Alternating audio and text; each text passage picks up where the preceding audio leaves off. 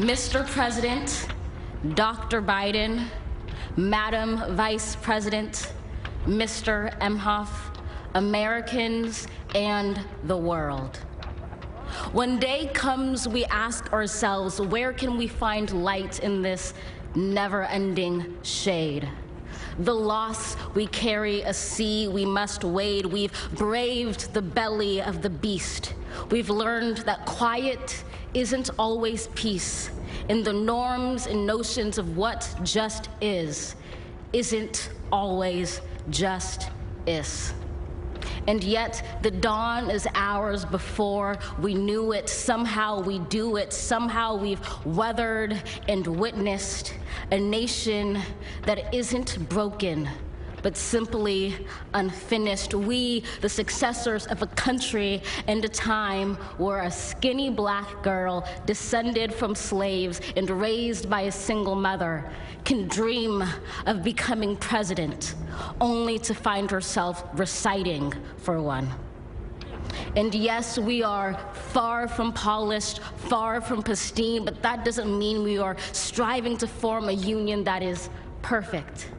We are striving to forge our union with purpose, to compose a country committed to all cultures, colors, characters, and conditions of man.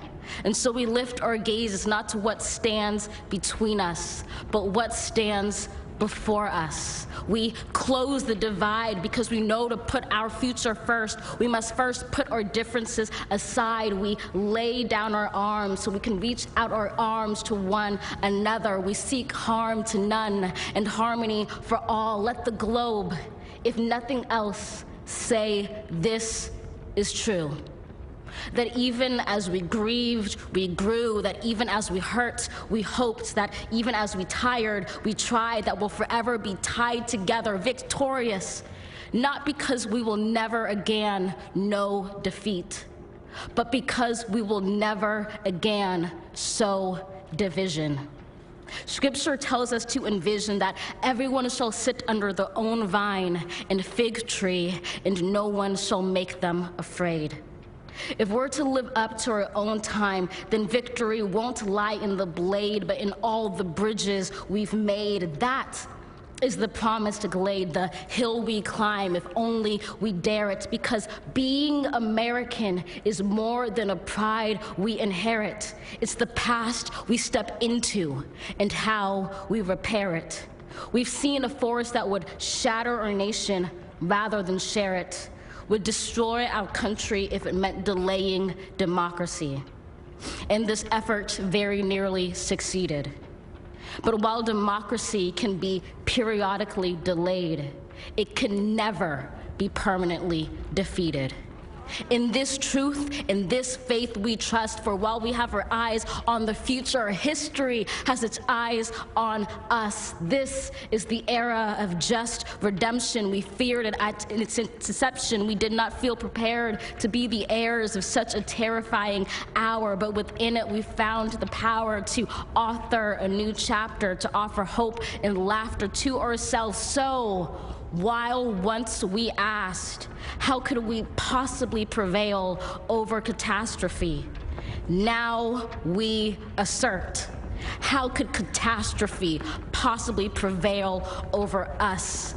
We will not march back to what was, but move to what shall be, a country that is bruised but whole, benevolent but bold, fierce and free.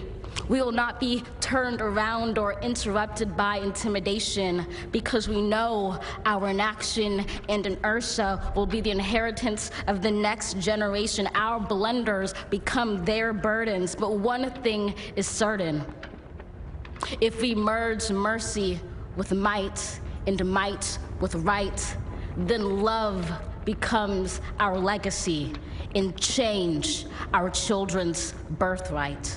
So let us leave behind a country better than the one we were left. With every breath from my bronze-pounded chest, we will raise this wounded world into a wondrous one. We will rise from the gold-limbed hills of the West. We will rise from the wind-swept Northeast, where our forefathers first realized revolution. We will rise from the lake-rimmed cities of the Midwestern states. We will rise from the sun-baked South. We will rebuild, reconcile, and recover in every known nook of our nation, in every corner called our country. Our people, diverse and beautiful, will emerge battered and beautiful. When day comes, we step out of the shade, aflame and unafraid. The new dawn blooms as we free it. For there is always light, if only we're brave enough to see it, if only we're brave enough to be it.